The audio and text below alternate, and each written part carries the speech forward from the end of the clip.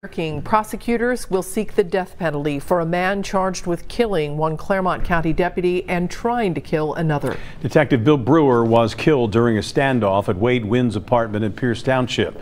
Anjanette Levy is live at the Clermont County Sheriff's Office, where the community is grieving tonight. Anjanette. Well, Rob, there is certainly a lot of sadness here tonight. You can really feel it. The entire sheriff's office is grieving. There are blue ribbons tied here on flagpoles and lampposts everywhere you see.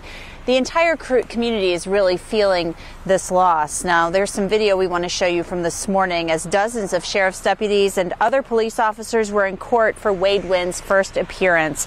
He faces 1 count of aggravated murder and attempted aggravated murder for the death of Bill Brewer and the shooting of Lieutenant Nick DeRose. DeRose was actually in court today. He was on crutches after being shot at that incident on Saturday. Now, the prosecutors say that Winn called 911 Saturday night to report a burglary at his home, but when police arrived, he wouldn't come out of the apartment and he had a weapon. The prosecutor says at some point Winn faked suicide and hid to ambush the deputies. But Winn's attorneys say he's remorseful and suffers from mental illness that has gone unchecked.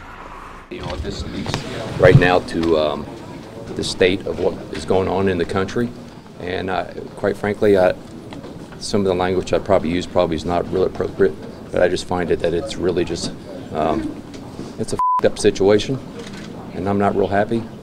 We're devastated, but we'll get through this. He's extremely upset. He is somewhat, I don't want to say doesn't understand what's going on. I don't think he appreciates the import of it, but he's very emotional and very distraught.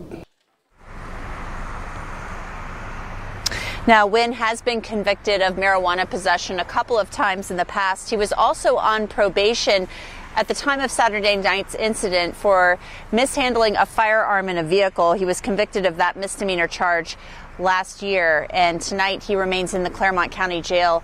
He's held on a $10 million bond. Reporting live in Clermont County, Anjanette Levy, Local 12 News. Rob, back to you.